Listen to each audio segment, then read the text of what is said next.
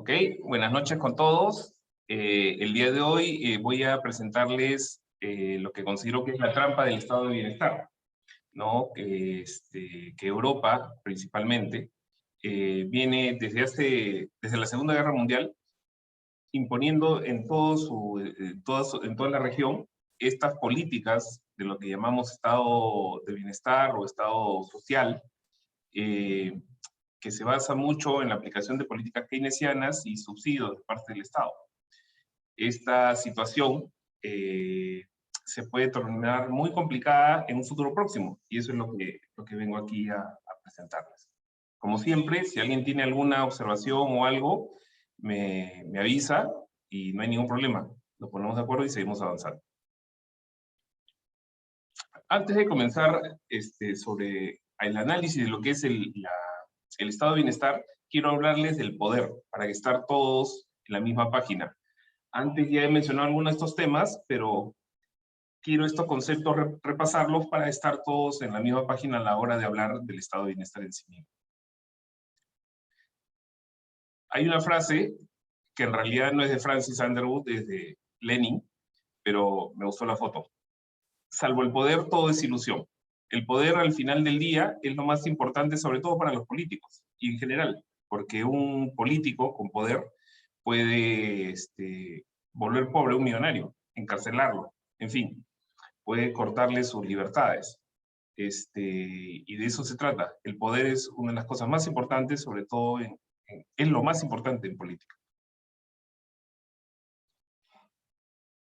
Definamos el Estado primero. El Estado es un poder centralizado que tiene la autoridad absoluta para proteger la sociedad. Esto viene de Hobbes. Pongo este oso gruñendo para representar al Leviatán que proponía Hobbes. No conseguí fotos de Leviatán, pero bueno, la idea es que como tiene el monopolio de la fuerza, que Weber también secundaba esto, como tiene el monopolio de la fuerza, requiere legitimación del pueblo que está debajo para para que no hayan protestas, para que el gobierno, el régimen sea aceptado por todos. Este es el Estado. El Estado viene a ser representado aquí por el oso. El ejercicio puro del poder, según Aristóteles, es de tres formas: la monarquía, la aristocracia y la democracia. La legitimación que tiene la monarquía viene de Dios, por eso siempre el Papa era, incluso Napoleón fue coronado, perdón, los reyes eran coronados por el Papa, porque eso hacía entender de que su legitimidad venía de la voluntad de Dios, ¿no? Por eso la iglesia tenía mucha importancia ahí. La aristocracia, según lo definía Aristóteles, era gente con virtud, tenía poder económico, tenía el conocimiento. Este grupito de gente tenía con eso la autoridad para gobernar a los demás. La monarquía era el gobierno de uno, la aristocracia era el gobierno de pocos. La democracia es el gobierno de muchos, y aquí la legitimidad la obtenía por la mayoría de los votos. Pero Aristóteles también nos hablaba de las desviaciones del poder. La monarquía podía devenir en tiranía, la aristocracia en oligarquía, y la democracia en demagogia. Y nosotros de eso conocemos bastante bien, sobre todo los que somos mayores. En mi caso de 50, los mayores de 40 también recordarán el primer gobierno de Alan, bueno, poquito. Pero tanto la Revolución Francesa como la independencia americana trajeron nuevos elementos a esta definición de Estado, ¿ok? Trajeron el concepto de Estado de Derecho. ¿En qué consiste el Estado de Derecho? Consiste en que el poder tiene límites. O sea, la autoridad que tiene el oso para actuar, para aplicar la fuerza, tiene ciertos límites, que son la ley, que es el derecho. Es por eso que no pueden traspasar esas barreras. Digamos, no es que un gobernante, por el hecho de ser gobernante, pueda hacer lo que quiera. Esa monarquía absolutista ya no existe, o no debería existir. A partir de la Revolución Francesa y la independencia americana, es la ley, en Inglaterra le llaman the rule of law, lo que rige, lo que pone los límites a los gobernantes. Si queremos seguir con la representación de que el Estado es el oso, el Estado de Derecho sería la jaula, que pone los límites hasta dónde no puede pasar. Y esta jaula es la Constitución o el marco legal. que limitan al Estado, tanto sea democrático o monárquico. Recordemos que en Inglaterra tenemos una monarquía constitucional, ¿no? La idea es que ya los gobernantes no tienen poder absoluto, tienen un poder limitado, y ese límite es el Estado de Derecho. No confundamos Estado de Derecho con Estado de legalidad. Estado de legalidad es como China, es un Estado que sí tiene un marco legal y todo eso, pero las leyes no tienen límites. Las leyes están hechas para apoyar la voluntad del gobernante o del grupo gobernante, en este caso China. El Perú también es un Estado de legalidad. Yo no diría que el Perú es un Estado de derecho, ¿no? Aquí te hacen interpretaciones auténticas cada vez que pueden, ¿no? O el Parlamento emite una ley y el gobernante de turno emite un reglamento que cambia la ley. Eso no es Estado de Derecho, eso es esa criollada, es que es un Estado de legalidad. Hay leyes, hay un marco legal, hay ciertos límites, pero todavía no hemos madurado lo suficiente para ser un Estado.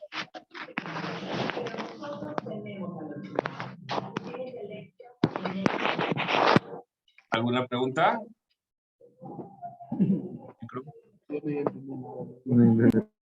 Ok.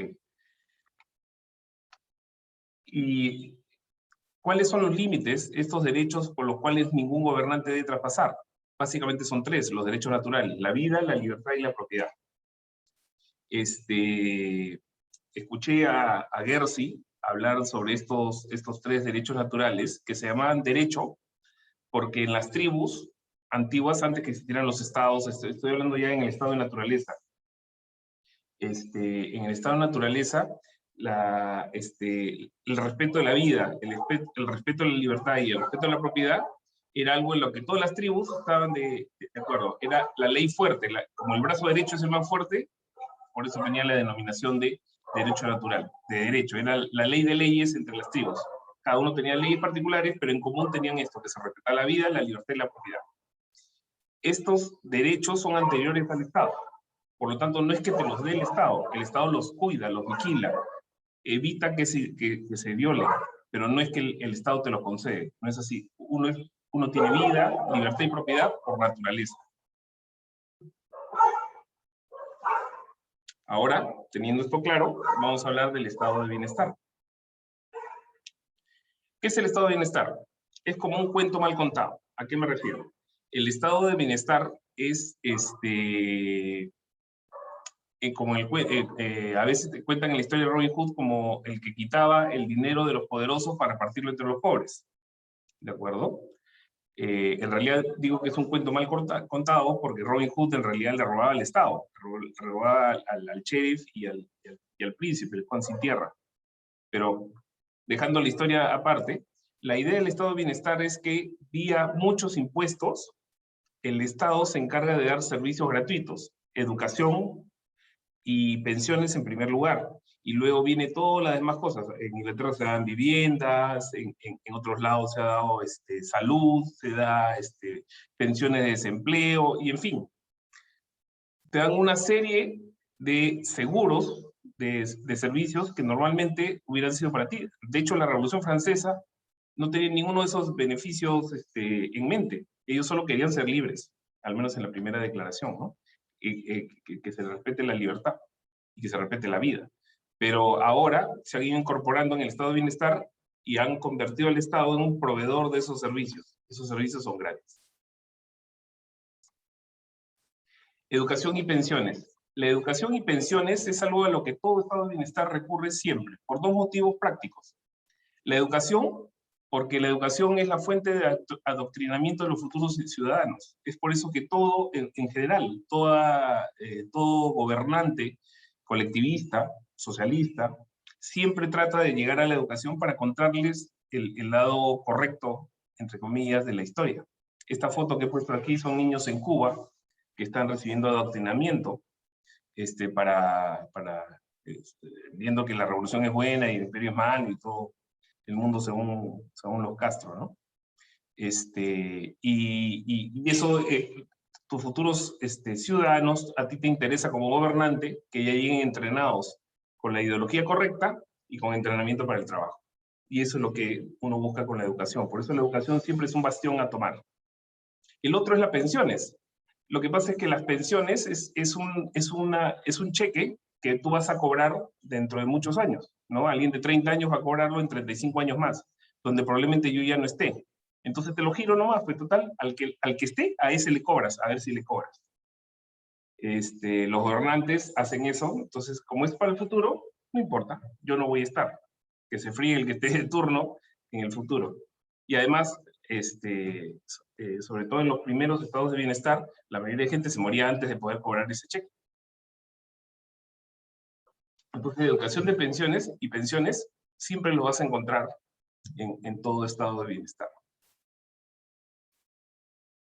Otro hecho que hubo fue que cuando terminó la Segunda Guerra Mundial, el mundo era socialista, totalmente. Tenías el lado de la Unión Soviética, que era un socialismo muy duro, un socialismo muy represivo, donde no había propiedad privada, nada.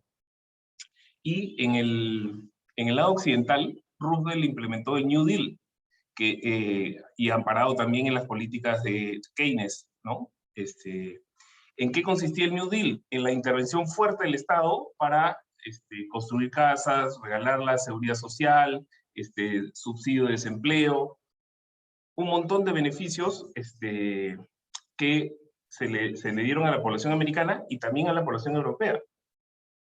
Acuérdense que la mitad de Europa quedó en poder de Estados Unidos y ahí aplicó el Plan Marshall, que era un plan también de una millonaria inversión en el Estado para que el Estado regalara cosas a la gente, ¿no? Y le regalaba vivienda. Entonces, todo el mundo en general, después de la Segunda Guerra Mundial, era socialista. Tenía esa visión. Los liberales, los que creían en el dejar hacer, dejar pasar, era un grupito, casi hablando en las catacumbas, ¿no? Entonces, sus ideas no eran muy bien recibidas en general. Incluso el nazismo, antes de la Segunda Guerra Mundial, era muy bien visto porque había puesto orden, por ejemplo, el fascismo, perdón, había puesto orden en Italia. Por ahí leí unas declaraciones de Churchill que había ido a visitar Italia y se quedó impresionado del orden que había conseguido. Los italianos son famosos por ser ordenados. Imagínense, antes de que se conociera toda la barbarie que llegaron a hacer los fascistas, ¿no? Pero lo que quiero hacerles ver es que después de la Segunda Guerra Mundial había una polarización, pero no era extrema derecha, extrema izquierda, no, eran versiones de socialismo, una más light, que sí aceptaba inversión privada, pero que había una fortísima inversión estatal, que era el New Deal de Roosevelt, y en el otro lado estaba el socialismo más duro, representado por Stalin, y durísimo, ¿no? O sea, de hecho mataba a su gente y todo eso, pero esa es otra historia. Y es en este contexto de pensamiento socialista del mundo que se hace la Declaración de Derechos Humanos en 1948. De hecho, la que está aquí en la foto es la esposa de Roosevelt, Eleanor Roosevelt,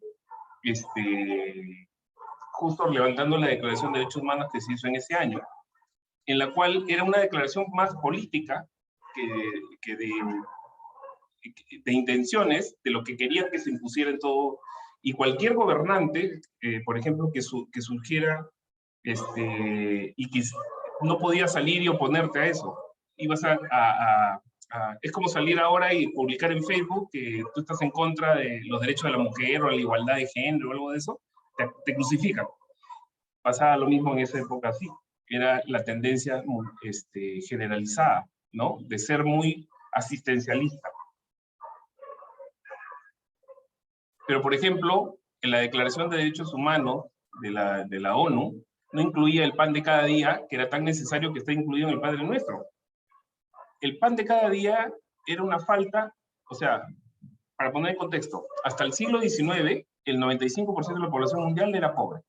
El 95% de la población mundial era pobre, no comía todos los días. Es por eso que la oración del Padre Nuestro incluye, danos hoy el pan nuestro de cada día. La vestimenta también era necesaria. Lo que pasa es que para 1948, la producción en serie de la segunda revolución industrial ya había solucionado ese tema. Y eso hizo que, que no fuera necesario incluirlo en esta declaración política. No es que haya detrás un principio de analizar qué derechos sí deberían estar, cuáles no. No. Era una declaración política para ratificar una tendencia que tenía. ¿Cuál fue el foco que se buscó aquí? Convertir las necesidades humanas, elevarlas al rango de derecho, convertirlo en un derecho social. Incluso llegaron al derecho social ponerlo por encima de los otros derechos, de la propiedad y la libertad. Es decir, yo, Estado, por cumplir un derecho social, estoy en la autoridad moral para suprimir la libertad o suprimir la o expropiar parte de la propiedad de los ciudadanos. Eso me da la autoridad moral. Ese es el juego al que se prestó la ONU. Y la ONU también tiene varias decisiones políticas muy controvertidas. Por ejemplo, ahorita están apoyando la medicina tradicional china, que no tiene ninguna base científica. Lo que pasa es que el señor este que está a cargo de la OMS llegó a ese puesto con el apoyo de los chinos y les está devolviendo el favor. Entonces, en fin, le dieron el premio Nobel a Obama de la paz. Tienen decisiones que son políticas, pues, son declaraciones políticas, tienen claramente una tendencia y no podemos usarlo como referencia. Y la estrategia es esto, elevar un derecho social por encima de los otros. Y cuando tú le preguntas al pueblo, oye, ¿estás de acuerdo que otro te pague las cosas? ¿Qué te van a decir? Que no. Son astutos.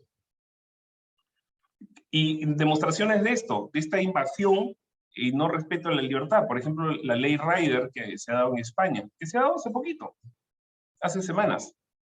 ¿Qué cosa ha hecho la ley Rider? Han prácticamente los trabajadores de Globo, los trabajadores de el equivalente a Rapid, todos estos medios de transporte de delivery, se declaran como autónomos y no eran trabajadores formales de las empresas.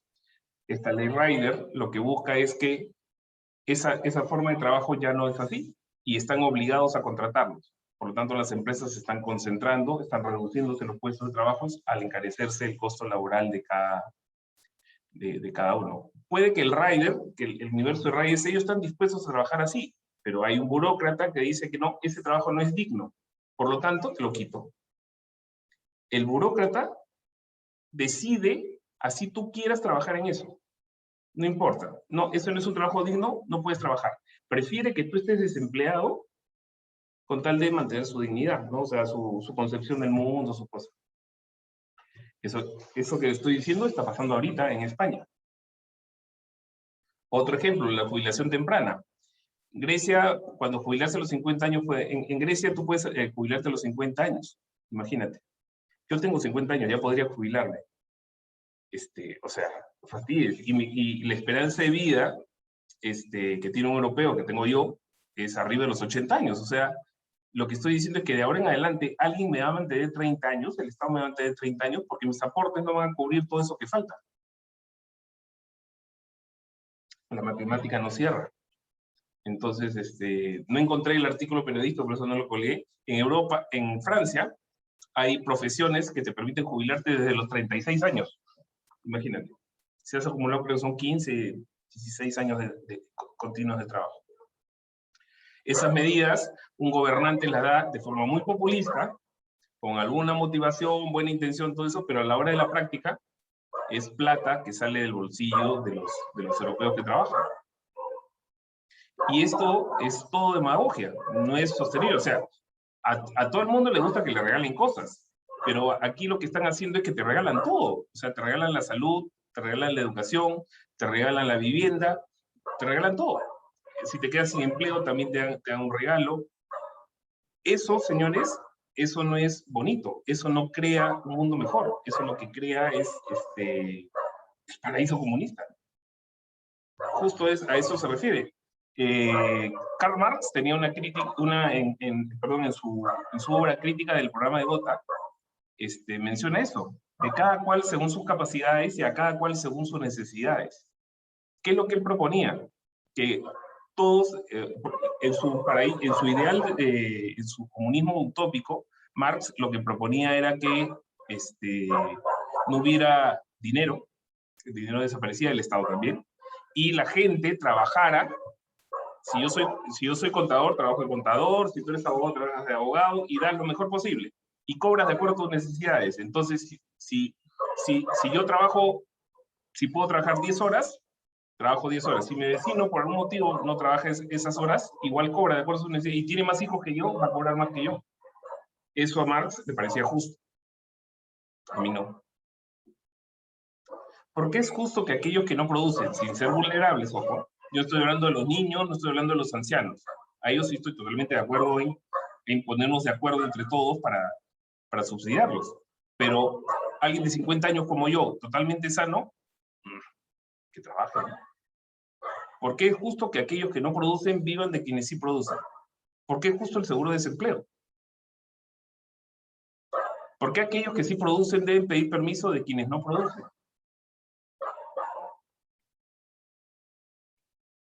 Estas son ideas, yo tengo ya mi respuesta, pero que me gustaría que cada uno de ustedes se plantee a la hora de analizar el estado de bienestar. ¿Hasta qué momento es justo? Veamos ahora algunos datos del estado de bienestar. Daniela, levantaste la mano. Adelante. Hola, ¿cómo estás? En cuanto a lo que estás comentando, ¿Sí? en realidad en otros países no es que te regalen, no es que el Estado te regala la educación o te regala la pensión por desempleo. Previo a esto, mientras tú tienes trabajo, tú pagas impuestos. Entonces la idea es que salgan de los impuestos que tú has pagado.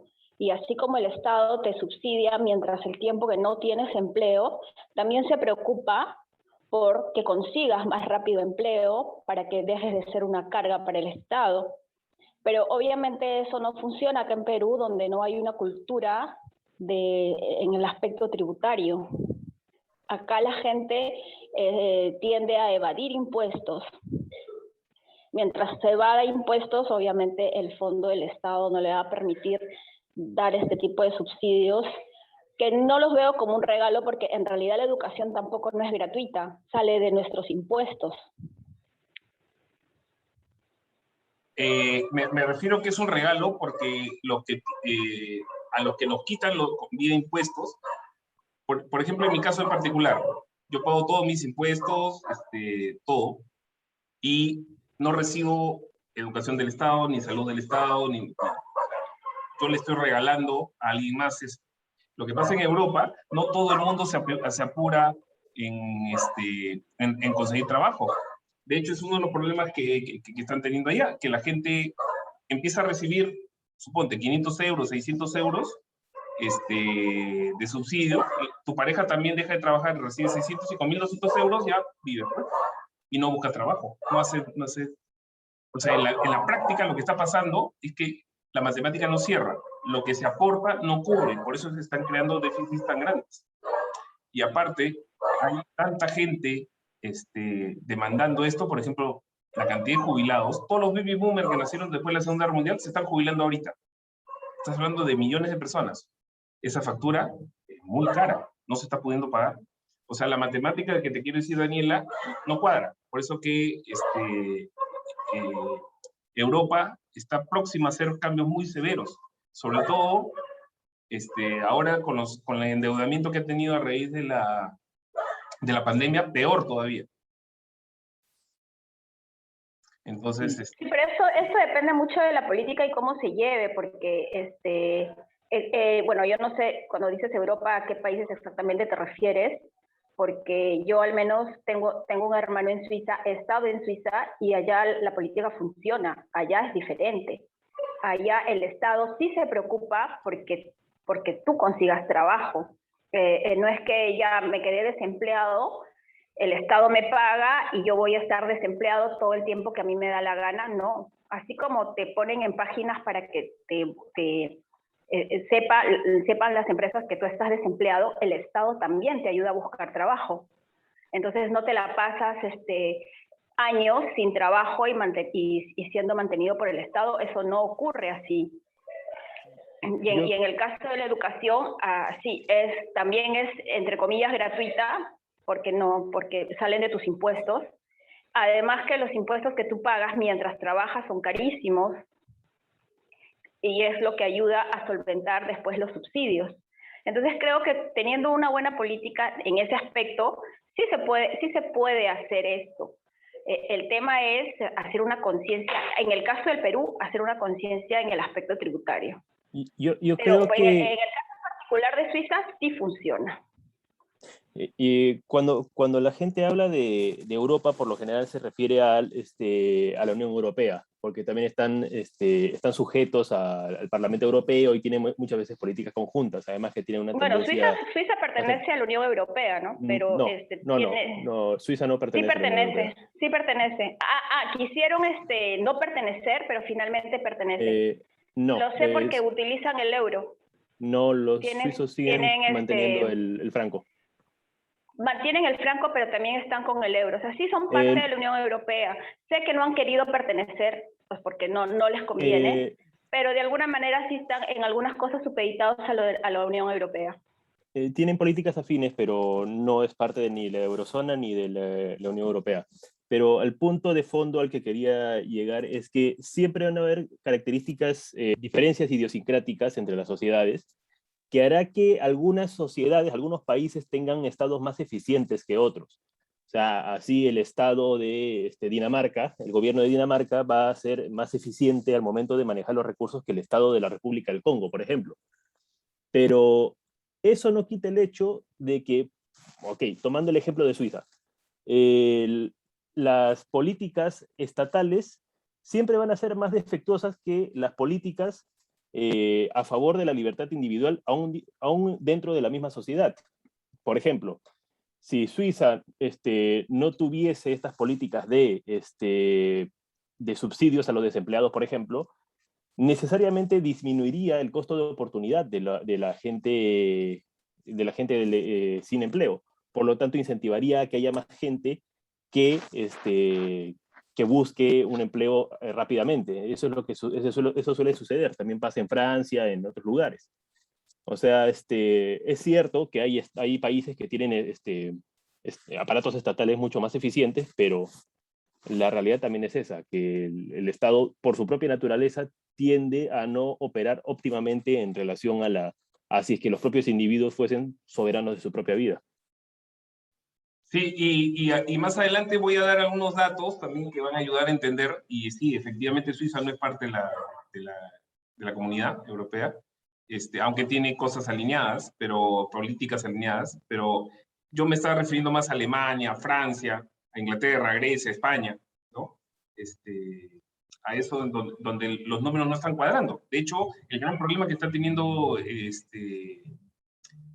que ha tenido Europa, que los empujó a recibir inmigrantes de mala forma, es eso, que no están cuadrando los números, y los números rojos están haciendo insostenible la situación. Por favor, déjame, Daniela, terminar con los datos que les he traído para que veamos por qué les digo que esto ya no es muy sostenible en el tiempo. Vamos a ver aquí los datos. Altísimos impuestos. La zona roja son tasas de 47.2% de impuestos, o sea, Francia principalmente, parte de los países nórdicos, las tasas de impuestos allá son muy, muy altas. Perú sale bajo, pero lo que pasa es que si consideramos que la mitad del Perú no tributa, nos vamos a dar cuenta pues de que la tasa en Perú en realidad real es más alta. Lo que sí tributamos pagamos mucho más. Y regresando a Europa, Europa tiene impuestos muy, muy altos que van reduciendo la relevancia de sus corporaciones. Si tú ves en Forbes, ya no hay ninguna empresa, no hay ninguna empresa europea dentro del top 10. La mejor empresa es Volkswagen, que va 17%, que está en el puesto 17. En el puesto 24 encontramos a Allianz. Y ahí van bajando y se van perdiendo en la lista de Forbes. Lo que sucede es que la presión fiscal espanta a las grandes corporaciones. También se va reduciendo la innovación. Aquí traje el reporte del 2020, que es el último que está publicado, y que se refiere a datos del 2019, sobre las patentes, ¿no? Patente, modelo de utilidad. Modelo de utilidad se refiere a cuando tú haces un desarrollo para una máquina, un martillo, le pones una aplicación para golpear los 2 clavos a la vez. Ya es un modelo de utilidad. Si ves aquí, la B es Europa. Europa en patentes está disminuyendo, es el 11% de las patentes. Modelos de utilidad está en el 1%. Las marcas, aquí está un poquito más, está el 15%. Diseños industriales, aquí sí tienen un poquito más de relevancia. Pero lo que sucede es que ya no ves a Europa liderando, ¿no? O sea, dentro de las principales empresas, dentro de las principales, su alta tasa impositiva desalienta esta innovación.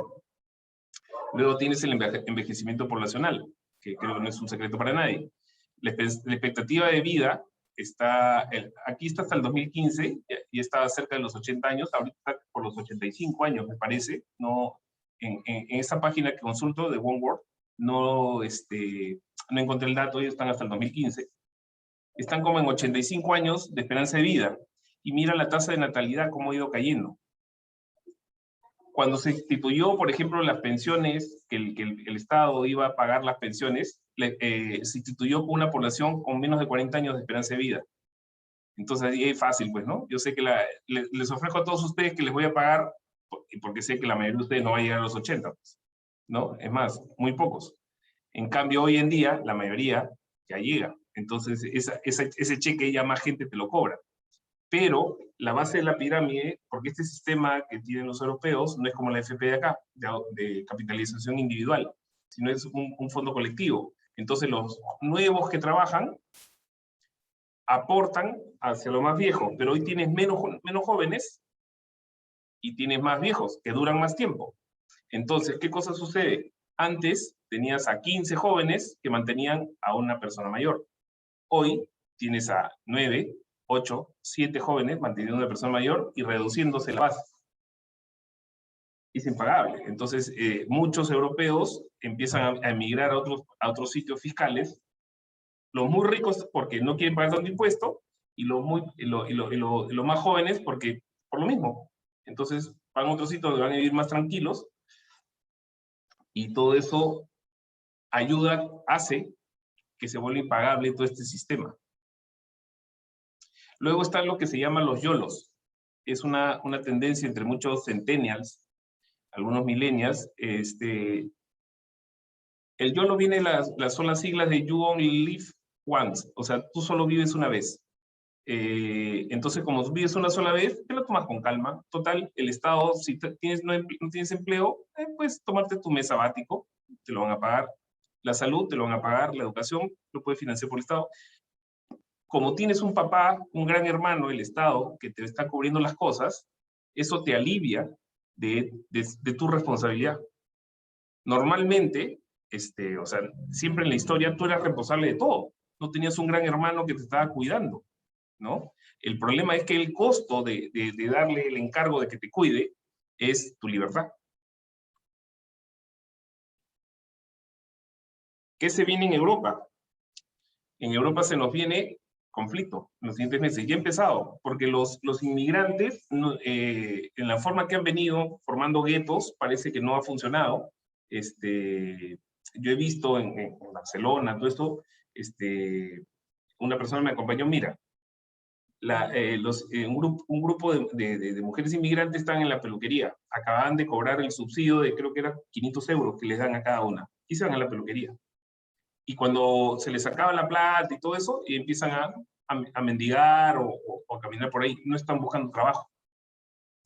Y ellos, ella que era, que es peruana, pero que ya reside hace 30 años en Barcelona, y su esposo sí es de allá, estaba muy molesto con ellos, ¿no? O sea, esta política. Y así por todos lados estaban con los inmigrantes.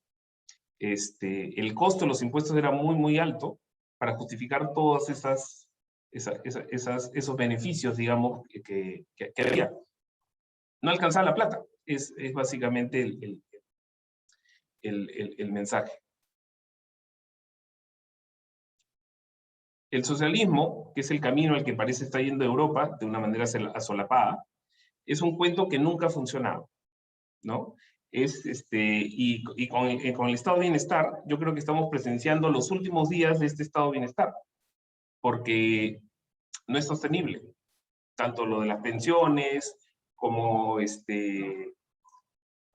como la iniciativa, como el desaliento a la empresa, todo eso, esos factores juntos hacen que su economía no sea sostenible en el tiempo.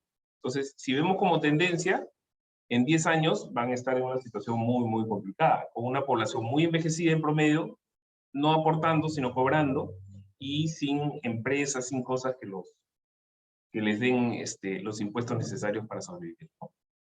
Entonces, eso es lo que quería mostrarles, que el estado de bienestar es en realidad es una trampa socialista, que a los políticos les encanta, porque qué más bonito que conseguir y gastar plata de otro, ¿no? Pero que en la práctica, los europeos, su modo de vivir así, está con las horas contadas, ¿no? Ahora me gustaría escucharlos, a ver si sus opiniones, eso sobre lo que les he planteado. Una pregunta, Arnaldo. Adelante, Carlos. Coincido contigo en casi todo lo que has dicho, pero cuando tú mencionaste que el fascismo puso orden en Italia, pese a las salvajadas, barbaridades que hizo, efectivamente fue un error entrar en la guerra, pero ¿cuál de barbaridades? Porque el fascismo ordenó y yo no sé cuáles barbaridades hizo en Italia, al contrario, ordenó Italia. Bueno, o sea, fue socio de Hitler, ¿no? Bueno, pero ser socio. No, bueno, tuvo invasiones crímenes y todo eso, pero sí, o sea, de hecho el fascismo tuvo muy buena fama en Europa hasta antes de la guerra. Justo mencioné el ejemplo de Churchill, que se regresó admirado. Mencionó algo así como que por primera vez en la historia de Italia los trenes partían a la hora. O sea, ellos habían logrado poner orden, algo que nunca antes había pasado. Lo que sucede con el fascismo en relación a las barbaridades es que, bueno, lo que se le puede criticar en todo caso es que ellos han sido, los italianos también llevaban judíos a Alemania para que se encarguen de ellos, ¿no? Entonces había cierta complicidad en ese sentido.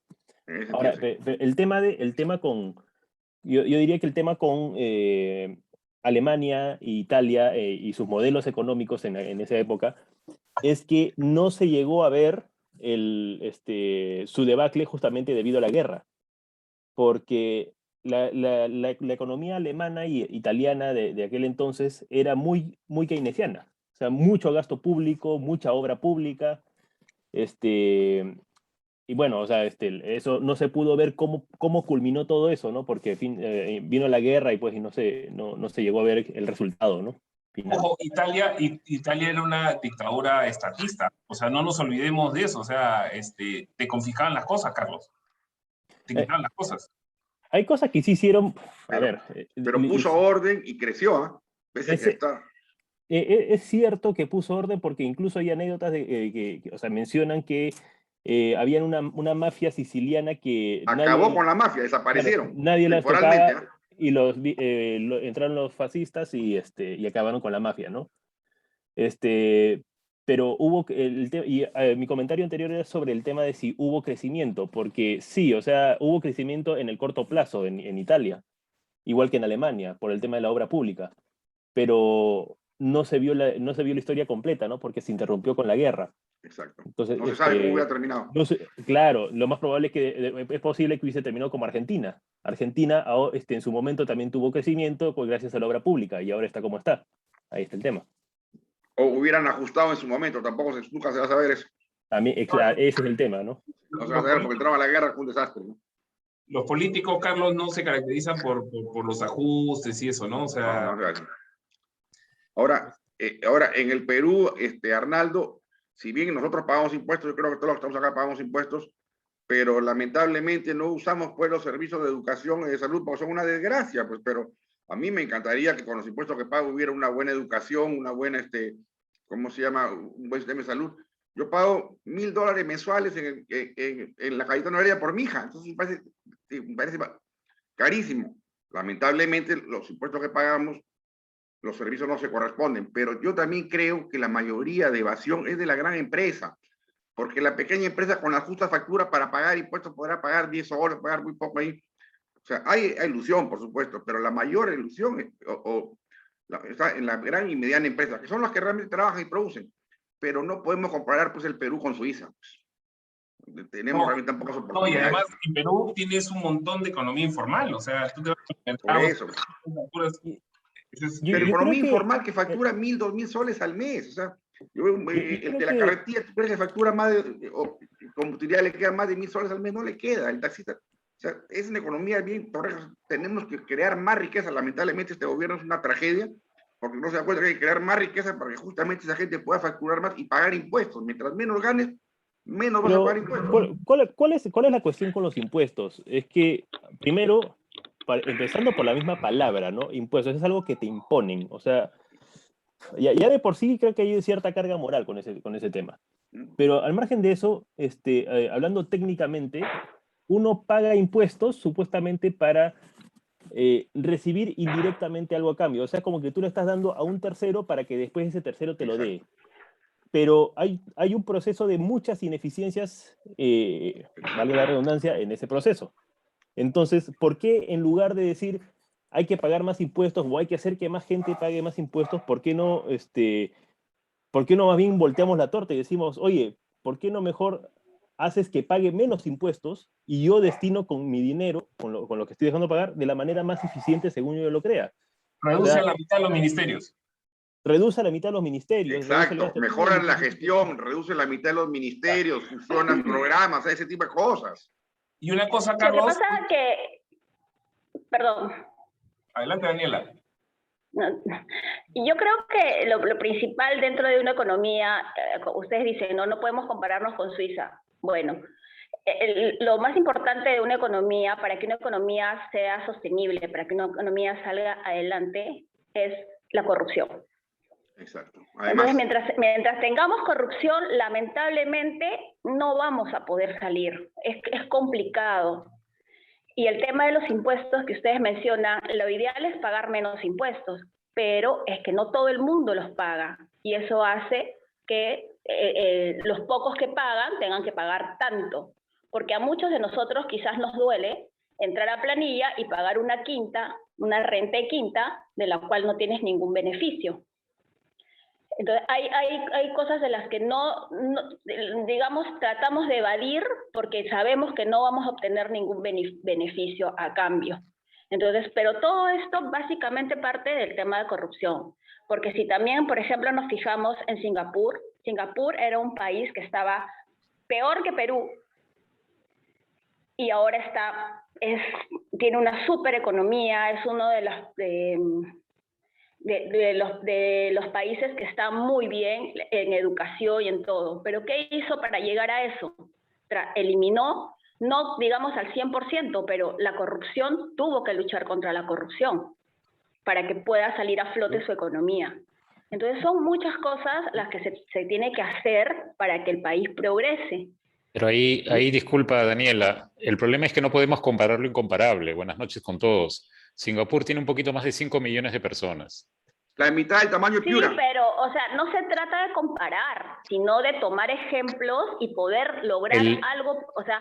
No, yo coincido contigo. Quizás sea el camino para poder salir adelante, ¿no? O yo coincido contigo, pero...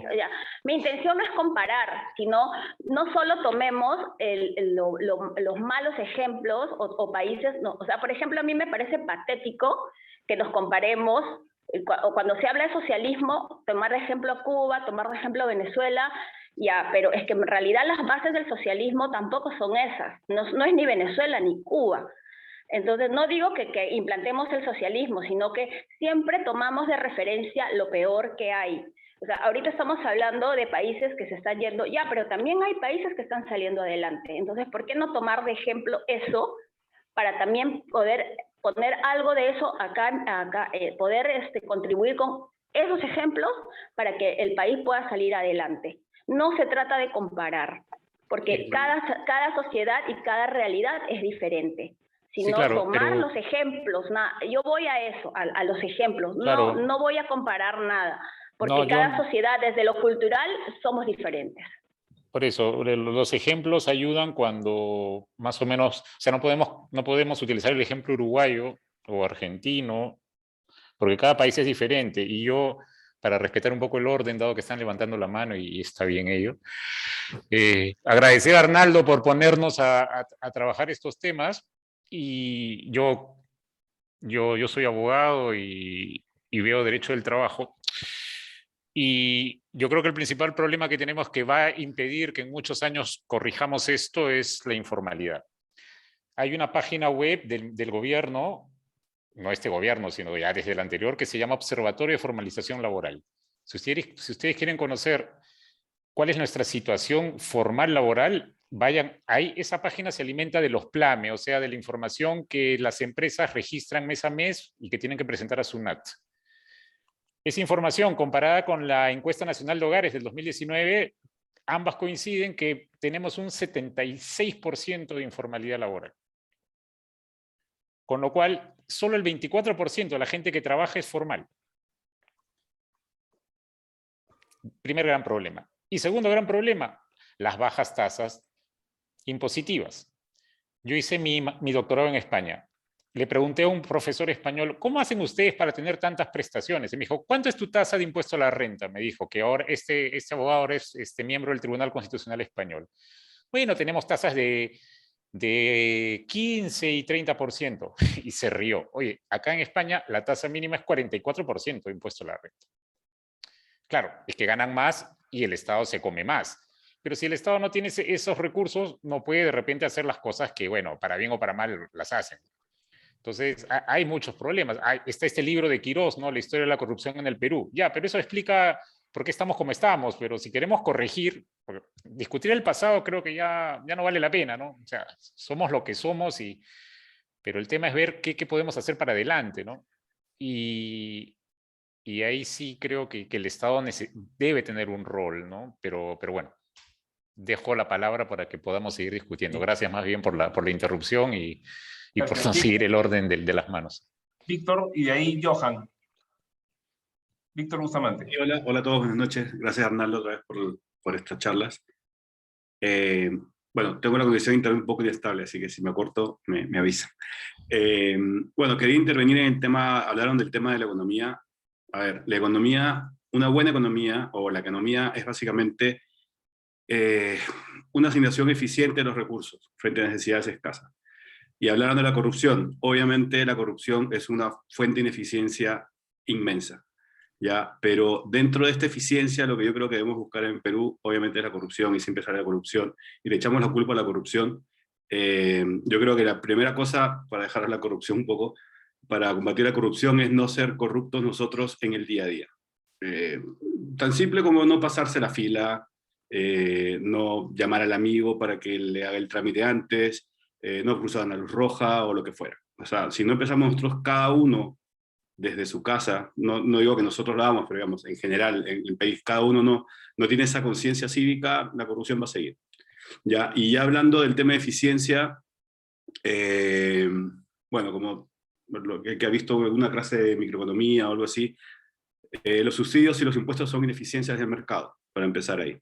Ya después podemos definir por qué los subsidios y los impuestos existen, pero partiendo de ahí, eso es una ineficiencia. ¿Ya? Y es más ineficiente aún cuando esos impuestos, que son los ingresos que tiene el Estado, son mal utilizados, que es lo que pasa en nuestro país. En nuestro país tenemos un Estado muy grande, débil, por la corrupción, me imagino, y por lo mismo gasta mucho. Entonces, claro, uno dice la presión tributaria es baja en Perú, pero es porque la informalidad es inmensa. Y bueno, no me acuerdo, creo que fue Carlos que comentó que las grandes empresas son las que no pagan impuestos. Yo no creo. O sea, la informalidad es bien grande. Y hay empresas que parecen chicas, que son básicamente empresarios. No digo micro, porque son empresarios más o menos grandes que trabajan en la informalidad.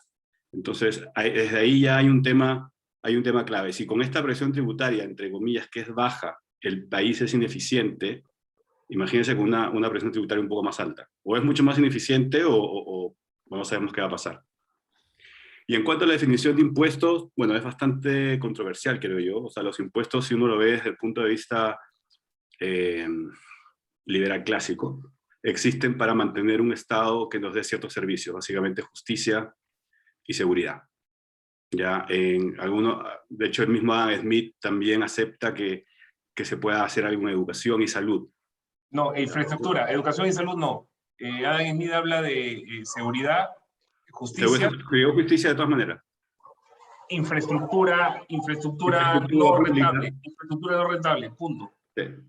Bueno, pero hay acepciones que pueden ver educación y salud, y ahí también quería tocar el tema que se habló, por ejemplo, a ver, poniendo lo que yo conozco en Estados Unidos en cuanto a educación.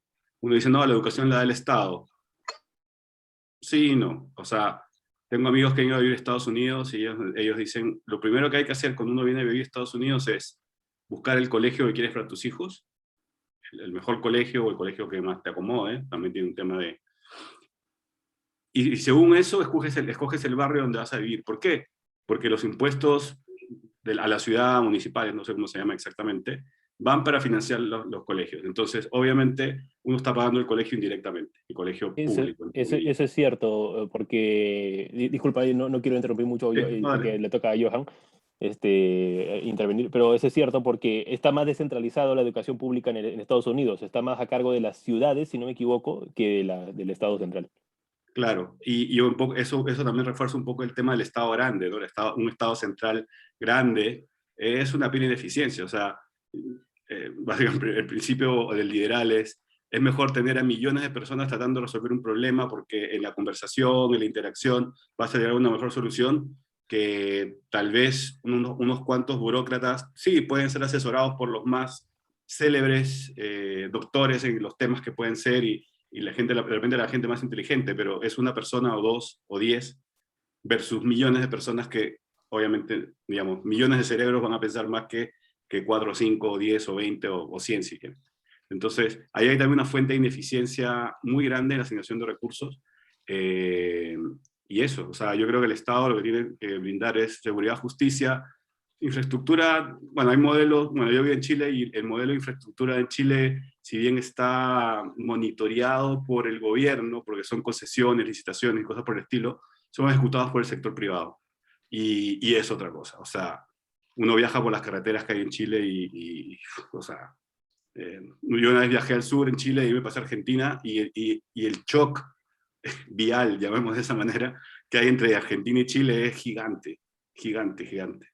Si pueden, hagan el viaje viniendo por carretera del norte, van a ver, no sé si al norte, porque las carreteras del norte en Chile no son tan buenas como hasta Antofagasta tal vez. Pero bueno, es otro punto, y no es un tema de quién de alguna manera, no sé si llamar controlar, pero es dueño, entre comillas, que es el Estado de la infraestructura, pero si el ejecutor son concesiones y son privados, de verdad, y hay licitaciones y todo eso, es otro cantar. O sea, acá hay que tener cuidado cuando sale un Estado grande. Yo creo que es complicado. Yo prefiero hablar de un Estado ineficiente o ineficiente. Y en el caso, por ejemplo, de Europa, en los países nórdicos, los estados pueden ser grandes, pero son muy eficientes. Son demasiado eficientes, perdón. Son muy eficientes y bueno, es otra historia, ¿no? Adelante, Johan. Arnaldo, buenas noches, y bueno, a los presentes, buenas noches. Bueno, ya he escuchado bastante intervenciones y justamente muy acertadas, ¿no? Cada quien opinando sobre experiencia, sobre conocimientos. Mi aporte en este caso sería, pues, ¿no? Como tú sabrás, Arnaldo, que estamos ¿no? tramitando ahorita unas elecciones internas en el partido, y nosotros, ¿no? La lista que estamos representando, y esperemos Dios mediante ganar, sí, valoramos bastante la meritocracia. Bueno, sabemos de antemano que vamos a pelearnos con todo el mundo, pero de nuestra comité, si es que Dios lo designa así, buscar los cuadros y las personas que congresales, o donde pueda postular, incluso promover cargos públicos, ¿no? No sea solamente un tema de procedimiento, sino de capacidades. Y yo creo que eso empieza por ahí, ¿no? O sea, si bien es cierto, no pedirle favor al amigo antes del tiempo, como lo mencionaron, para dejar de estar a un lado la corrupción, que es un globo para mí, que es la corrupción. al final de cuentas todo empieza por el partido político que proponen los candidatos, ¿no? Primero interno, después externo, después general. Entonces, animarlos a que si tienen buenas ideas, de hecho que las tienen, incursionar, ¿no? O sea, ahora hay menos partidos, o sea, pueden ustedes escoger. Y si no les agrada, pues también se puede retirar, ¿no? Pero lo experimentaron, ¿no? Y no es divertido, o sea, para nada es divertido ahorita estar militando un partido político, porque la carga emocional de hacer las cosas bien pesa bastante. Entonces, posteriormente a ello, ya viene todo un tema del aparato estatal, parte de la capacitación, incluso nuestra presencia en esta capacitación con Arnaldo, es parte de esta voluntad que tenemos de salir adelante, ¿no? Como ciudadanos y también como participantes de un partido político. Ese es mi comentario a Arnaldo en este momento. Gracias, Johan. Para ponerlos en contexto a todos los demás, aquí hay un grupo de miembros de Acción Popular que también gentilmente me han invitado para que les comente los temas, todo, y estamos reunidos con ellos también. A eso es lo que Johan se refería. Y la idea es abrir la discusión, porque aquí la verdad sale de eso, del intercambiar frases, conceptos, ideas, experiencias, y porque al final los perjudicados por el país sea mal llevado somos todos, ¿no? Un poco lo que quería transmitir, no sé si lo llegué a transmitir también en la presentación, era que un país, una sociedad que te cobra 40% de impuestos, ¿me entiendes?, te está recortando la libertad, porque tu plata que te ganas es tu libertad. Si te quita el 40% para destinarlo a lo que un burócrata se ocurre, entonces tú estás perdiendo esa libertad. Y después va a tener que subir, para cubrir lo que cuesta, va a tener que subir al 50%. Te está volviendo prácticamente un esclavo. Yo no estoy de acuerdo con eso. Mejor que el Estado se achique, que bajen las prestaciones, y cada uno es responsable de eso. De tu jubilación, tú eres responsable. Ese es lo que sería más justo, ¿de acuerdo? Para que no sea decisión de un burócrata lo que se hace. El burócrata siempre tiene el incentivo de recaudar más, para entregar más, pero él es el que decide y no hay competencia. Y acuérdense que la humanidad ha avanzado por la competencia, no por otra cosa. Ninguna innovación ha nacido del Estado, nunca. Hay inventos estatales, sí, pero no hay innovación del Estado. Adelante, Daniel. Sí, sí, gracias, Arnaldo. Disculpen que no había prendido mi cámara anteriormente. Ahí sí discrepo. Bueno, yo ya te conozco algunos años, Arnaldo, y tú eres todo nada, ¿no? Todo el mundo, el siglo pasado se dividía, todo era socialista, y yo no lo creo. No creo que Estados Unidos haya sido socialista, sino el macartismo no se hubiese dado. O sea, entiendo que la realidad no es blanco y negro, la realidad son muchos grises. Y lo que creo que ocurre es que cuando decimos que el Estado no funciona, creo que no. O sea, más allá del concepto de Estado actual, la historia nos demuestra que los hombres, para organizarse, tuvieron que ponerse reglas. Quienes casan, quienes se quedan. O sea, el derecho o las reglas de una sociedad siempre estuvieron. Tener esclavos, no tener esclavos, matar a los enemigos, no matar a los enemigos. O sea, muchas de esas decisiones se tomaban por conveniencia, por razones económicas, y luego, como tú pusiste en tu gráfico, creo yo que por los grandes horrores de la Segunda Guerra Mundial, los países llamados occidentales, los ganadores, coincidieron en que debían haber ciertos derechos. Porque es curioso que recién, a partir del 45, se hable de derechos humanos, ¿no? Después de la Primera Guerra Mundial nace la OIT, como la Organización Internacional del Trabajo, para regular algunas condiciones de trabajo, porque la economía y el sistema capitalista le pedía que las regule. ¿Para qué? Para que los anarquistas no me rompan las máquinas y no me destruyan el sistema. O sea, ser anarquista en el siglo XIX era coherente por la forma en que nace la economía en ese momento, una economía muy desenfrenada, muy de jornadas de 12, 14, 16 horas, porque es muy humano que si no hay reglas, yo use y abuse. Tenías a Robert Owen en Inglaterra que sí establecía, él como empresario hacía colegios, él como empresario capacitaba a su gente. Tiene su museo ahí, que ojalá un día después de la pandemia pueda visitarlo, porque este señor entendió, al igual que Pestalozzi en Suiza, y por eso el colegio también acá tiene su nombre, que había que educar a los que no tenían educación porque eso le beneficiaba. Entonces, sea por derechos o sea por mi propio conveniencia, hubo empresarios que sí invirtieron, eran pocos, pero la mayoría no. La mayoría se aprovechaba y abusaba, y entonces el derecho tuvo que meterse y establecer ciertas reglas. Cuando hay reglas, a nadie le gustan las reglas porque las reglas me limitan, obvio. Yo quiero ser libre, yo quiero hacer todo lo que yo quiera, pero cuando yo hago lo que quiero, hay otro que de repente no va a poder hacerlo, ¿no? Entonces el derecho entra y dice, no, vamos a regular ciertas cosas. Derecho del trabajo, y luego más adelante el derecho del consumidor también, porque los bancos no pueden cobrar los intereses que quieran, porque hay protección contra el consumidor, hay defensa del consumidor. O sea, un primer grupo protegido por los estados fue los trabajadores, los obreros. Por eso hay un hospital obrero, hay un barrio obrero, porque era un problema obrero. La cuestión social, inclusive la iglesia la tomó en la Rerum Novarum y le dijo, es una encíclica maravillosa esta de Juan 23, porque le dice, oye, trabajadores, ustedes no escuchen a estos anarquistas, respeten la propiedad privada. La iglesia se metió a decirles a los trabajadores que respeten la propiedad privada, porque era un concepto de inicios de siglo o de fines del XIX importante para la economía. Entonces el derecho del trabajo entra dentro de este esquema. Y luego el Estado, y viene el constitucionalismo social, y luego vienen los derechos humanos, como diría alguien, como una manera de que los poderosos condicionen a los no tan poderosos. Y el problema es que ahora hay países que están como en ese meme de la carrera, que están más adelante que uno, ¿no? Entonces, y estos países te piden que tú compitas, pero oye, pero yo no soy igual que tú, ¿cómo voy a competir, no? Y si a eso le sumamos corrupción, y si a eso le sumamos poca educación, y si a eso le sumamos hermanitos, pues tienes todo el combo peruano maravilloso, ¿no? O sea, y no solo peruano, también argentino, también de otros lados. Entonces, yo no creo que el problema sea simplemente simplifiquemos Estado, eliminemos derechos, dejemos que la gente haga lo que quiera, porque creo que va a ser peor.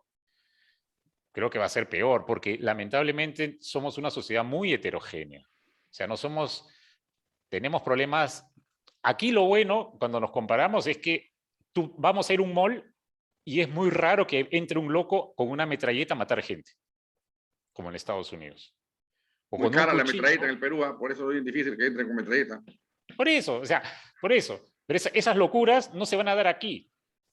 Pero sí puede ser que de repente hay aquí más violencia machista u otras cosas, ¿no? Entonces, cada sociedad tiene sus problemas, tiene sus pros y sus contras. Comentaba Víctor, creo, lo de las carreteras en Chile, Argentina. Sí, puede ser también, ¿no? Acá son un desastre, pero de repente los paisajes no son como los que tenemos aquí, o la comida. O sea, cada país tiene sus pros y sus contras. El problema es que tenemos aquí mucha informalidad. Mucha informalidad, no solo en lo legal, sino en lo cultural, ¿no? Yo veo acá mucha gente mayor, quien no tiene sus cassettes piratas, sus CDs piratas, sus zapatillas piratas, ¿no? O sea, en los 80s o 90s, si no tenías pirata, no podías, ¿no? Y esa cultura se ha venido quedando. Entonces, yo creo que el problema para poder salir es un tema básico educativo. Pero si en el tema educativo quedamos solo con los colegios privados, es muy... Para cerrar, yo tengo un hijo de 8 años. Para postularlo a un colegio, tuve que inscribirlo desde los 2 años.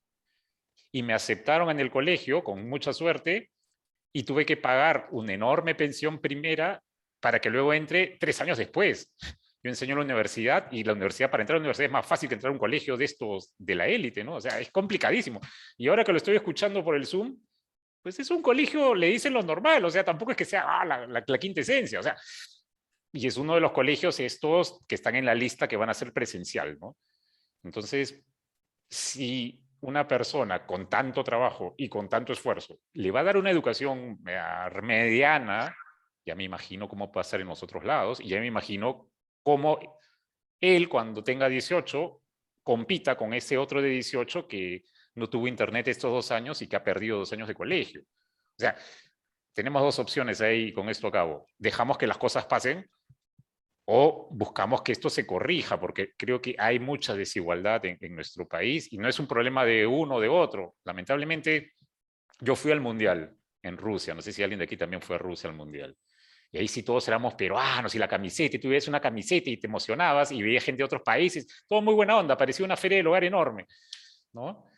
Y después, ahí estaban yo vi también en los aviones a los caterianos, vi mucha gente famosa ahí, no sé, no, pero después ya no te conocen, ¿no? O sea, regresas acá y ya tú levantas tu luna en tu carro y no te conoces a nadie, ¿qué? No, no, no te metas, ¿no? Daniel, Allá sí. yo para con un poco complementar la experiencia en Rusia, era como dices tú, en el FanFest, en el estadio éramos todos peruanos, todos abrazados, no importaba dónde venías. De hecho, yo me fui a Ekaterimburgo en tren. O sea, me mandé ese viaje de 38 horas, creo, en tren, y en el tren, en el vagón que estaba yo, estaba gente de la Blanquirroja. O sea, fue una experiencia espectacular. Sí, sí, sí. Ya, salimos del estadio, y te cuento así como para cerrar un poco la anécdota, y nos fuimos a comer en un restaurante. Obviamente había muchos peruanos, también franceses, pero más peruanos, y no había sitio porque estaba lleno, y de repente había una mesa que estaba así como media vacía, media llena, y nosotros éramos tres, y nos fuimos a sentar en la mesa. De hecho éramos dos, ni siquiera tres, después llegó el tercero, pero éramos dos, y un tipo peruano dijo, no, está reservada. Y yo, pero ya, bueno, ¿sabes qué? Éramos dos, ya buscamos un lugar ahí por una esquina y llegamos. Y de repente vienen dos chicos, ya más, digamos, menores, tendrían 20 años, 18 años, y nos dicen, ¿nos podemos entrar con ustedes? Le digo, sí, perfecto, claro. Y compartimos, ¿no? Y de repente viene ese que nos dijo, no, está reservada, con aires así de grandeza, como hay Sí, sí, en sí. Perú. Sí, como todo. Y después, como al final ya de bueno, una hora después, no sé, se acerca a estos dos chicos que compartieron la mesa con nosotros y resultan que eran sus hijos. O sea, la anécdota esa de que el peruano es malo con los Sí, peruanos, con otro peruano, es verdad. O sea, yo la viví en Rusia. sí, sí, sí. Sí, sí, hay de todo. Es Ah, terrible, la verdad. y sí, pero igual, o sea, esa identificación que de repente ahí sí se notaba, creo que en el fútbol nos une y de ahí no hay otro, no hay otra circunstancia que nos... La comida, yo creo. Sí, pero como interacción social es difícil, ¿no? Ah, O no, sea, claro. No, yo digo como un símbolo sí, pero para que gente desconocida de interactúe peruanismo. en el estadio, o sea, que suene Contigo Y el Perú, que todo fútbol, el mundo cante y la gente lloraba y el fútbol. era rarísimo, ¿no? Entonces yo creo que nos falta eso, nos falta de repente algo que nos cohesione como país, porque somos tan heterogéneos.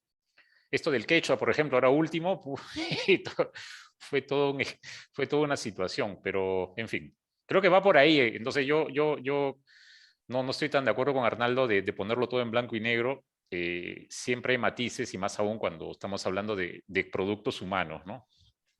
Y me alegro esa invocación de que haya gente que quiera seguir en política porque la verdad pues que a veces ya tantas decepciones da que ya desincentiva, ¿no? Pero está bien, de repente son jóvenes que todavía tienen esperanza, que es bueno.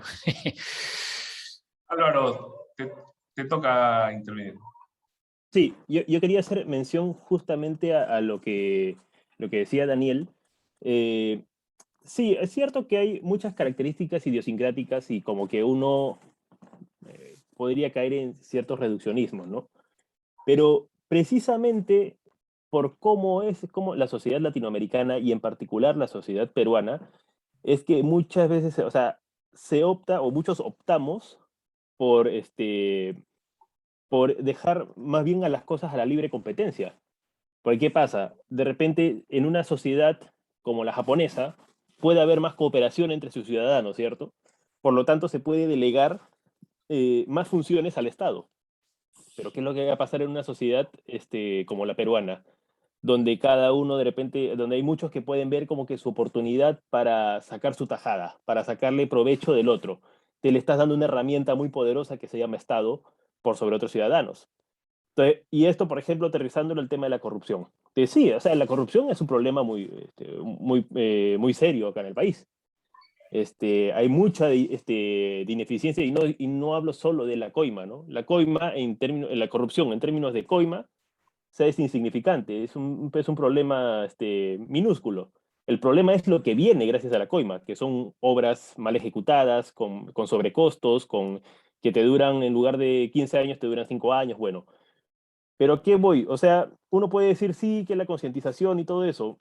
Ok, pero ¿por qué no nos enfocamos, por ejemplo, en, ya que conocemos la idiosincrasia peruana, ya que conocemos la pendejada, diciéndolo en términos un poco vulgares, disculpando, ya que conocemos la pendejada, la idiosincrasia, ¿no? La forma, la criollada peruana, ¿no? Y latinoamericana también, ¿por qué no nos vamos a lo más práctico, que es quitarle terreno a la corrupción? O sea, tú le quitas terreno a la corrupción justamente achicando el Estado.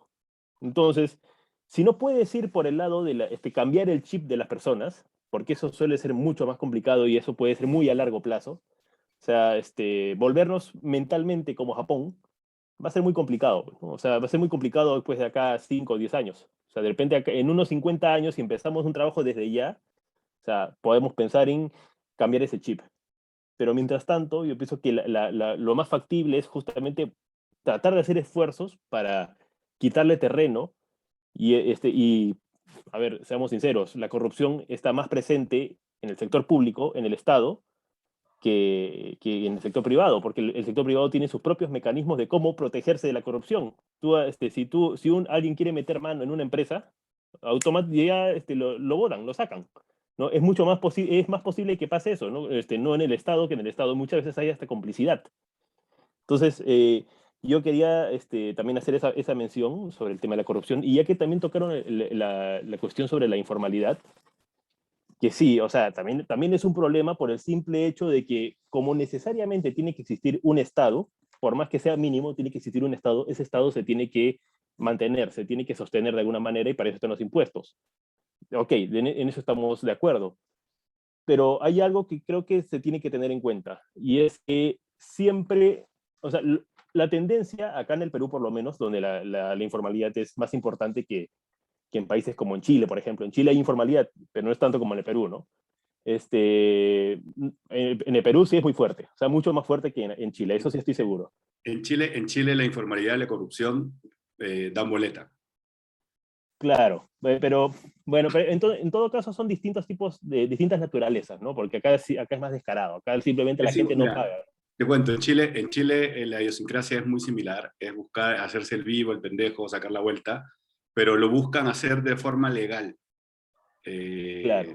Lo que O sea, significa una dificultad para el mismo que quiere cometer la infracción, ¿no? O sea, pero ya lo es, hacen igual, o sea, claro. fíjate, hay un caso que se llama de las boletos de facturas, no me acuerdo si era boleto de Ujú. factura, que le pusieron ideológicamente falsas. Ya, ¿qué es esa cuestión? ¿Con qué se come? Era básicamente políticos que hacían asesorías a empresas y les pagaban por la asesoría, ¿cierto? Como acá en el Perú también, sí, también pasa acá en el Perú eso, ¿no? O sea, O sea, una tremenda coima con boleta. Y claro, una encima, corrupción bien legitimada, o ¿no? sea, con boleta y encima con crédito fiscal, por Claro. un trabajo que nunca hizo. O sea, Entonces, sí, pero yo aterrizando al campo peruano y conociendo la informalidad como se conoce acá en el Perú, es que acá también existe un mal dentro de los mismos políticos que es muy fuerte, que o sea, también tenemos que hacer esfuerzos por cambiar ese chip, ¿ya? ¿Y cuál es este mal? Y es que hay una tendencia muy fuerte a aumentar la presión tributaria sobre los que ya pagan en lugar de aumentar la base tributaria, que es sobre los que no pagan, ¿no? Entonces, la cosa tiene que ser al revés, ¿no? Se tiene que aumentar la base, porque todos tienen que pagar impuestos lo que le corresponda, pero pues con una presión mínima, ¿no? Moderada. Que todos paguen un poco, pero que todos paguen, ¿no? Entonces yo creo que eso es algo que se tiene que hacer. Pero bueno, acá la tendencia es como que paguen los ricos o que paguen un cierto sector, que paguen los que viven en ciertas zonas, en contraposición a los que viven en otras, ¿no?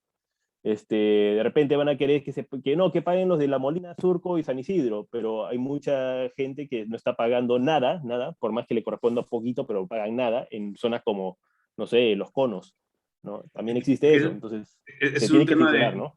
ese es un tema de ideas, creo yo. O sea, de repente lo pongo un tema sobre la mesa.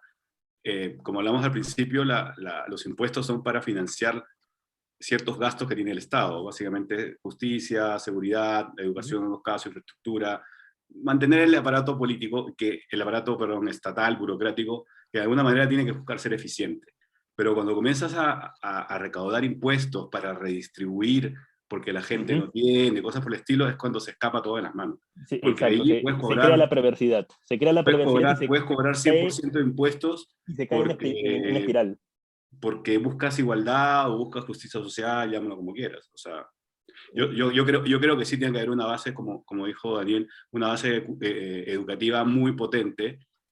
No todos pueden pagar un colegio privado, por eso deben existir los colegios públicos, porque tienen que ser buenos, con calidad y con eficiencia. Y yo también quería llegar al punto de los colegios, y acá yo creo que discrepo un poco contigo, Víctor, porque, miren, o sea, justamente la anécdota que contaba Daniel, ya, de que no puede, que tuvo que hacer todo esto para poder meter a su hijo al colegio, que evidencia que hay un problema, ¿no? Es cierto, pero, a ver, si nos ponemos a pensar más a fondo, en realidad ese problema es, a ver, él ha hecho todo ese esfuerzo para poner a su hijo en un colegio de calidad, o por lo menos de calidad por encima de lo que te ofrece un colegio estatal. Porque si no, ¿por qué no entonces ha puesto a su hijo pues, en un colegio del Estado, en un colegio fiscal? Porque uno busca justamente un plus. Entonces, yo creo que, por ejemplo, yo soy partidario de que toda la educación tiene que ser privada, tiene que ser totalmente privatizada, ¿ya?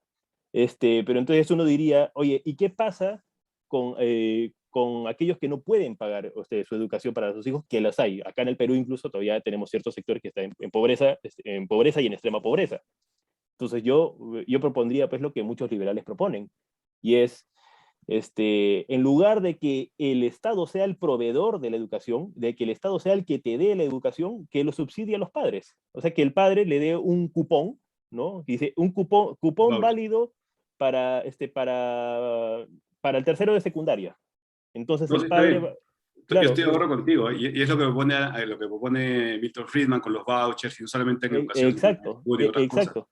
Pero eso es lo que voy, o sea, yo estaba hablando del gasto público, y definitivamente tienes que tener un gasto público de educación para poder proveer esos vouchers. Claro, eso Pero sí. eso no significa que el gestor sea un Estado grande, que puede ser un público, como comenté, pasa con Chile en la infraestructura, los aeropuertos son todos concesionados, las autopistas, las distribuidoras eléctricas no hay ni una del Estado, las sanitarias también, ¿me entiendes? O sea, puede que la propiedad, si quieres llamarlos, sí, debe ser propiedad, no soy abogado, no sé cuál es el término jurídico exacto, pero la propiedad puede ser del Estado, pero la gestión y la ejecución tiene que ser privada.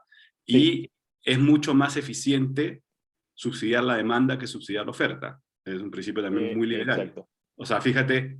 Y destinar al sí. Estado como en su rol fiscalizador, ¿no? O sea, que un colegio, claro, cumpla con estándares mínimos. Tampoco poner estándares muy elevados porque se distorsiona todo, porque después termina pasando como acá con SUNEDU y las universidades y todo eso, porque que termina obstaculizando, pero sí que cumpla con estándares mínimos, ¿no? O sea, mínimo tiene que enseñar tales cursos y ya está. Sí, de todas y maneras. eso, ¿no? Porque acá en el Perú, por lo menos, en su rol de proveedor de educación, o sea, el Estado ha fracasado, o sea, totalmente. Mira, acá en Chile, te pongo otra vez el ejemplo de Chile, que es lo que conozco yo, hay colegios, hay pocos colegios del Estado, creo que hay 2 o 3, que son como colegios de excelencia. Ya, bueno, últimamente no es muy excelencia, pero bueno, hubieron cosas, pero bueno, quitando eso, pero la mayoría de educación pública están en los que se llaman colegios subvencionados, que es un poco este esquema, no es exactamente como el de que plantea Friedman, pero es un esquema en el cual tú creas unos colegios con una supervisión que tampoco es tan buena, y de acuerdo al número de alumnos, el Estado le paga al colegio, digamos, que es, digamos, similar a los vouchers, pero un voucher directo, digamos. Claro. Y son municipales. Entonces, claro, eso es una mejora un mezcla de lo poquito, que ¿no? pasa en Estados Unidos con... Yo creo que funciona mejor que lo que hay en Perú. Te digo Sí, porque tengo un amigo que vino a tiene que vivir funcionar acá y mejor. su hija Si está es ese sistema, tiene que funcionar mejor, de hecho. en un municipal y está contento. O sea, él pagaba uno en Perú, un privado, y me dice, pagaba no me acuerdo cuánto, me dice, y nada, o sea, está muy descontento, no estaba contento con la educación que recibía allá. Y vino a aparte, vivir acá y estaba feliz con el municipal. Está feliz. Claro. y aparte Ahora, el tema... un tema que habló Álvaro, que habló de la corrupción. Porque Álvaro, tú mencionaste también la corrupción de los públicos. Pero el que corrompe a los públicos son los privados. Entonces, la corrupción está en ambos lados. Porque A los públicos no los corrompe los públicos, no va el ministro de Energía a corromper al de Petroperú, lo corrompe un privado, pero el privado casi siempre sale. Y el tema de la ineficiencia también es cierto. Yo creo que el problema es la corrupción, pero más la ineficiencia. Tienes 1.850 distritos. ¿Cómo puedes tener 1.850 distritos? Tienes recursos mal utilizados en carreteras interoceánicas, en gasoducto, en refinería, que podrían haber sido usados para el tema de agua. O sea, la corrupción es uno, pero en el Perú a la corrupción se agrega la ineficiencia. Entonces, corrupción más ineficiencia tiene después una situación. Yo creo que la ineficiencia es peor que la corrupción, pero en fin. Y la corrupción se deja financiar al privado.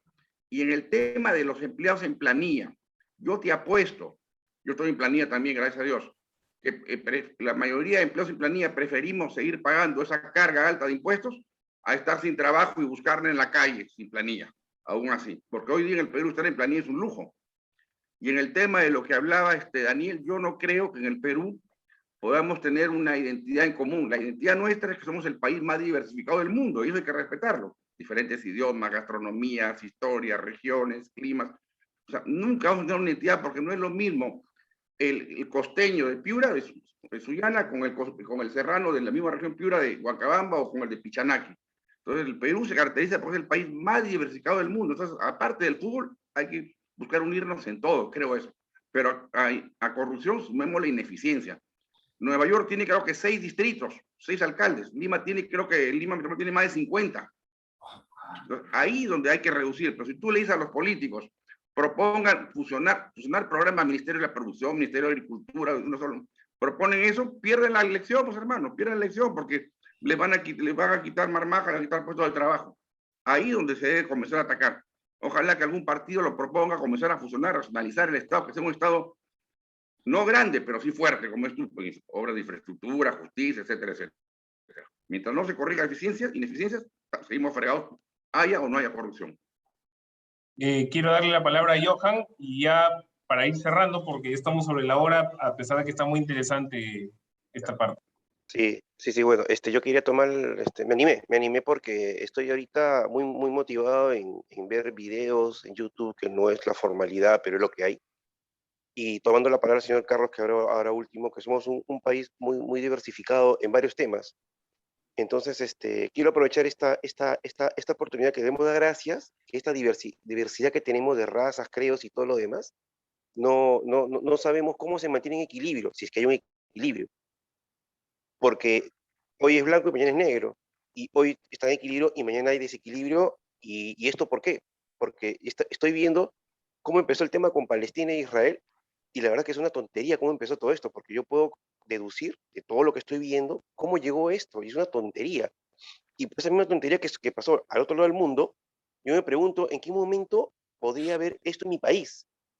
O sea, yo quiero detectar en qué momento la fragilidad puede llegar a romperse, porque hablamos de un gobierno que, la verdad, nadie tiene la bola mágica para ver si sale en octubre, como están diciendo, y otra gente, ¿cómo se llama? Está tocada de pelo de que el quechua va a ser el idioma que predomine, el tahuantinsuyo, y yo me acuerdo que en el Incanato hubo guerra civil. O sea, hubo guerra civil. No sé si le agradeceremos a los españoles que los eliminaron, porque si no, la guerra civil seguiría hasta ahorita, tras décadas, y tuviéramos un Palestina y Israel en este país. Entonces, la fragilidad de esa diversidad, no sé quién la mantiene. Ese equilibrio no sé quién lo mantiene, porque si mencionamos que las escuelas sean dirigidas por los distritos, imagínate qué sería el sur. ¿Cómo sería el sur de Arequipa, Puno, Cusco, si digamos que ellos actúen libremente sobre la educación de sus propios ciudadanos, versus el norte, el oriente? El país, Perú del norte, Perú del sur, va a ser así.